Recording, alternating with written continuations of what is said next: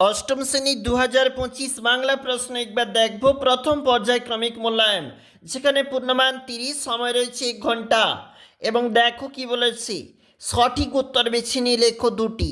আরব সেনাপতি এবং মুর সেনাপতির আলোচনার বিষয় ছিল পূর্বপুরুষদের বীরত্ব। চন্দ্রগুপ্ত কিসের উপর লিখছিলেন? শুকনো তালপাতার উপর লিখছিলেন। হাঁসের ডিম দুপুরবেলায় বের করে দেবে বলেছিল ঘন্টা। খুব সংক্ষেপে নিচের প্রশ্নের উত্তর দাও 1 গুণ 2। এবার আমাকে কিছু বলতে হয়, সে কি বলেছিল। এরপরে যে পেজটা চলে যাচ্ছি, এখানে রয়েছে, দেখো কি বলেছি। সন্ধিহান চিত্তে কে কেন শুয়ে পড়ল? পুরুকে বন্দি করে আনি যখন সে কি বলল জানো?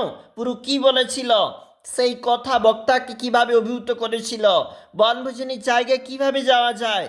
একটু নিচে চলে যাব, দেখো কি বলতেছে প্রশ্ন। সঠিক উত্তর নির্বাচন। গাছেরা কেমন সবুজ জামা পরে থাকি, তোমারই কি এমন ভাগ্য বাঁচিয়ে যাবে সকল জখম, কার্নিসে বসা চড়ুইটির চাহনিতে তার ছিল মজার। এবং খুব সংক্ষেপে উত্তর দেওয়া বলেছে, কি বলেছে দেখো। বোঝাপড়া কবিতাটি কোন কাব্যগ্রন্থ থেকে নেওয়া হয়েছে? দেখো এরপরে বলেছে, সবুজ গাছেরা কোন পতঙ্গ পছন্দ করে? প্রজাপতি।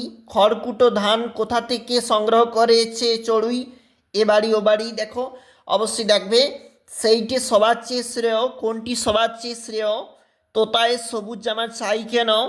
নীলকণ্ঠ পাখি কোথায় এসে বসবে? দুর্গা কোথায় ব্রত পালন করেছিল?